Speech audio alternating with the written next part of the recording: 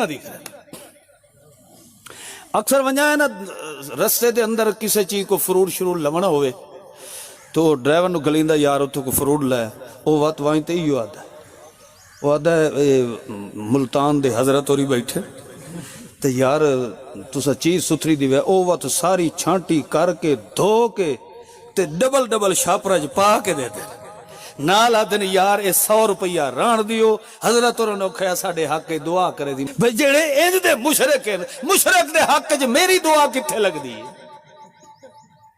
بسم اللہ الرحمن الرحیم۔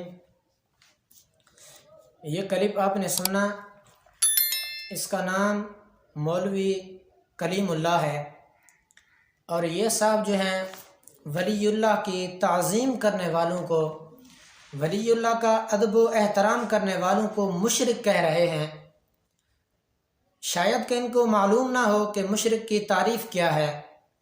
آئیے دیکھتے ہیں ان کے اپنے فتاوی دیوبند میں مشرک کی تعریف انہوں نے لکھی ہے: اللہ تعالیٰ کی ذات یا صفات میں کسی کو شریک ٹھہرانا۔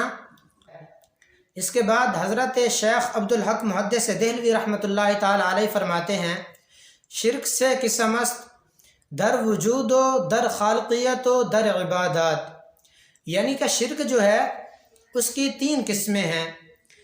ایک تو یہ کہ اللہ تعالیٰ کے سوا کسی اور کو واجب الوجود ٹھہرانا، دوسرے نمبر پر خدا تعالیٰ کے سوا کسی اور کو خالق ماننا، تیسرے نمبر پر اللہ تعالیٰ کے سوا کسی اور کو عبادت کا مستحق ٹھہرانا یا کسی کی عبادت کرنا، شرک اس چیز کو کہتے ہیں۔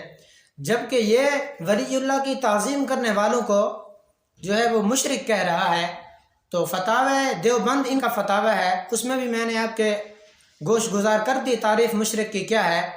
تو وہ جو ولی اللہ کا ادب و احترام کرتے ہیں ان کے بارے میں نبی مکرم احمد مجتبی جناب محمد مصطفیٰ صلی اللہ علیہ وآلہ وسلم نے کیا ارشاد فرمایا؟ نبی مکرم صلی اللہ علیہ وآلہ وسلم نے فرمایا: ستۃ لعنتہم لعنہم اللہ وکل نبی مجاب۔ 6 شخص ہیں جن پر میں نے لعنت کی، اللہ تعالیٰ ان پر لعنت فرمائے۔ آگے فرمائے وکل نبی مجاب، اور نبی کی ہر دعا قبول ہوتی ہے۔ تو پہلے نمبر پر نبی مکرم صلی اللہ علیہ وسلم نے فرمایا الزائد فی کتاب اللہ، یعنی وہ لوگ جو کتاب اللہ یعنی کہ اللہ تعالیٰ کی کتاب قرآن مجید میں اپنی طرف سے کوئی چیز بڑھا دیں۔ دوسرے نمبر پر نبی مکرم صلی اللہ علیہ وآلہ وسلم نے فرمایا کہ والمکذب بقدر اللہ، کہ خیر اور شر اللہ تعالیٰ کی تقدیر سے ہونے کا جو شخص انکار کرے اس پر بھی نبی مکرم صلی اللہ علیہ وآلہ وسلم نے لعنت فرمائی۔ تیسرے نمبر پر فرمایا والمستحل من عطرتی ما حرم اللہ، یعنی میری اولاد کے بارے میں جو شخص اس چیز کو حلال سمجھے جس کو اللہ تعالیٰ نے حرام فرمایا۔ تو نبی مکرم صلی اللہ علیہ وآلہ وسلم نے یہاں فرما دیا کہ میری اولاد کے بارے میں اس چیز کو حلال سمجھے جس کو اللہ تعالیٰ نے حرام فرمایا۔ تو نبی مکرم صلی اللہ علیہ وآلہ وسلم نے ولی اللہ کی، نبی مکرم صلی اللہ علیہ وآلہ وسلم نے اپنی اولاد کی تعظیم کرنے کا حکم فرمایا۔ نبی مکرم صلی اللہ علیہ وسلم نے اس کو حلال فرمایا اور یہ اس کو حرام سمجھتے ہیں۔ اسی طرح دوسری حدیث پاک ہے کہ من لم یعرف حق عطرتی فلإحدى ثلاث اما منافق و اما ولد زانیۃ و اما حملته امہ علی غیر طہر، جس کا ترجمہ یہ ہے کہ جو میری اولاد کا حق نہ پہچانے، جو میری اولاد کا حق نہ پہچانے، وہ 3 باتوں میں سے کسی ایک سے خالی نہیں ہے۔ یا تو وہ منافق ہو سکتا ہے، یا حرامی، یا حیضی بچہ۔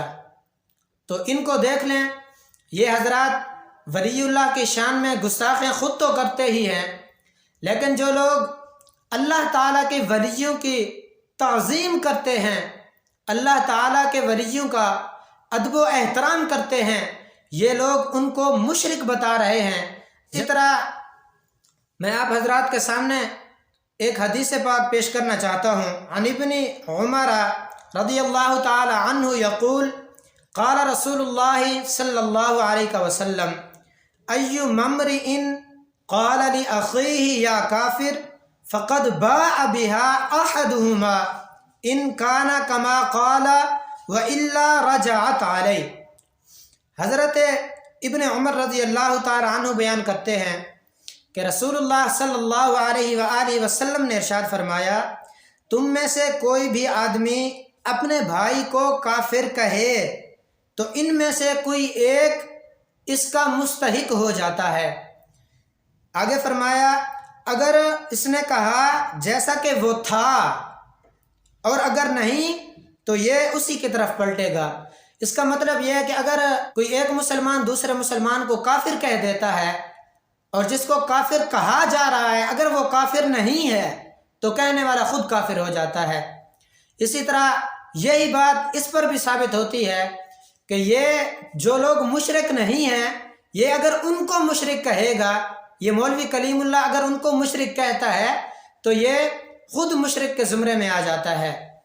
اس کے بعد یہ اپنے ڈرائیور کی جو اس نے بات سنائی ہے، یہ بتا رہا ہے کہ وہ بڑا اچھا ہے، یعنی کہ سمجھدار اس کو کہہ رہا ہے یہ، حالانکہ اس کو چاہیے کیا تھا، اس کا ڈرائیور اب کسی سبزی والے کے پاس جا کے جھوٹ بولتا ہے کہ شاہ صاحب بیٹھے ہیں، تو یہ کہہ رہا ہے کہ یہ بہت سمجھدار بندہ ہے۔ تو اس کو چاہیے کیا تھا، یہ عالم اگر ہے تو اس نے شاید پڑھا ہوگا کہ ایمان کے جو ہیں وہ 3 درجے ہیں۔ یہ حدیث پاک ہے، میں آپ کے گوش گزار کر دیتا ہوں۔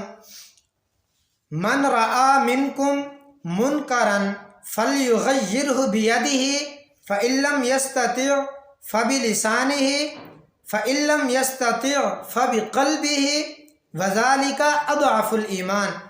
اس کا مطلب یہ ہے، مفہوم یہ ہے کہ نبی مکرم احمد مجتبی جناب محمد مصطفیٰ صلی اللہ علیہ وآلہ وسلم کا فرمان عالی شان ہے کہ ایمان کے جو ہیں وہ 3 درجے ہیں۔ سب سے پہلا درجہ یہ ہے کہ اگر کوئی غلطی کر رہا ہے، اگر بندہ قدرت رکھتا ہے تو اس کو ہاتھ سے روک دیا جائے۔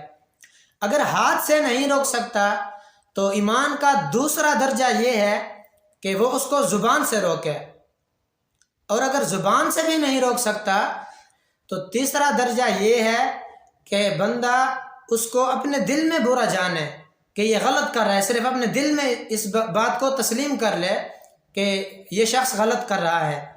اور ایک جھوٹ بولنا تو گناہ ہے ہی، ایک تو یہ اس کو روک نہیں رہا، اپنے ڈرائیور کو روکتا نہیں ہے، دوسرا یہ کہ یہ کہہ رہا ہے کہ وہ بڑا سیاںا سا ہے، اس کو بڑا سمجھدار بول رہا ہے یہ، تو اسی طرح وہ جھوٹ بھی ہو گیا۔ تو جھوٹ کے بارے میں آپ حضرات کے سامنے حدیث پیش کر دیتا ہوں۔ عن ابن مسعود قال قال رسول اللہ صلی اللہ علیہ وسلم ان الصدق بر وان البر یہدی الی الجنہ وان الکذب فجور وان الفجور یہدی الی النار۔ نبی مکرم صلی اللہ علیہ وآلہ وسلم کا فرمان عالی شان ہے۔ حضرت ابن مسعود رضی اللہ تعالی عنہ راوی ہیں، فرماتے ہیں کہ نبی مکرم صلی اللہ علیہ وآلہ وسلم نے فرمایا کہ سچ بولنا نیکی ہے اور نیکی جنت میں لے کے جاتی ہے۔ آگے فرمایا جھوٹ بولنا فسق و فجور ہے اور فسق و فجور دوزخ میں لے جاتا ہے۔ اسی طرح دوسری حدیث پاک ہے، عن صفوان بن سلیم انہ قیل لرسول اللہ صلی اللہ علیہ وسلم ایکون المؤمن جبانا قال نعم فقیل له ایکون المؤمن بخیلا قال نعم فقیل له ایکون المؤمن کذابا قال لا۔ حضرت صفوان بن سلیم رضی اللہ تعالی عنہ روایت کرتے ہیں کہ حضور اقدس صلی اللہ علیہ وآلہ وسلم سے عرض کی گئی کہ یا رسول اللہ صلی اللہ علیہ وسلم کیا مومن بزدل ہو سکتا ہے؟ تو نبی مکرم احمد مجتبی جناب محمد مصطفیٰ صلی اللہ علیہ وآلہ وسلم نے فرمایا قال نعم، جی ہو سکتا ہے۔ پھر عرض کی گئی یا رسول اللہ صلی اللہ علیہ وسلم، کیا مومن جو ہے وہ بخیل ہو سکتا ہے؟ تو نبی مکرم احمد مجتبیٰ جناب محمد مصطفیٰ صلی اللہ علیہ وآلہ وسلم نے فرمایا جی ہاں، مومن بخیل ہو سکتا ہے۔ آگے عرض کی گئی کہ یا رسول اللہ صلی اللہ علیہ وسلم، کیا مومن جھوٹا ہو سکتا ہے؟ تو نبی مکرم صلی اللہ علیہ وآلہ وسلم نے کیا فرمایا؟ فرمایا کہ قال لا، کہ نہیں، یعنی کہ مومن جھوٹا نہیں ہو سکتا۔ تو اس کا مطلب کیا ہوا؟ مومن جھوٹ نہیں بول سکتا، اور جو جھوٹ بولتا ہے تو وہ کامل طور پر وہ مسلمان نہیں ہے۔ نبی مکرم صلی اللہ علیہ وآلہ وسلم نے اپنی آل کا، اپنی اولاد کا عزت کا، تعظیم کا حکم فرمایا، اور یہ نبی مکرم صلی اللہ علیہ وآلہ وسلم کی اولاد کی جو لوگ تعظیم کرتے ہیں ان کو یہ مشرک کہہ رہا ہے۔ دوسرے نمبر پر یہ شخص اپنے ڈرائیور کی تعریف کر رہا ہے، جس کو سمجھانا چاہیے تھا، روکنا چاہیے تھا کہ جھوٹ نہیں بولنا، بلکہ یہ بتا رہا ہے کہ وہ بڑا سیاںا سا ہے۔ تو یہ بھی اس کی غلطی ہوئی، اور اس نے میرے حساب سے دل میں بھی برا نہیں جانا ہوگا۔ وہ کیوں؟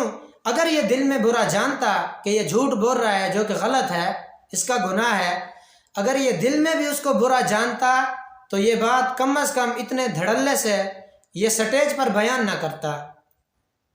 اللہ تعالی ہم سب کو راہ راست پر چلنے کی توفیق عطا فرمائے۔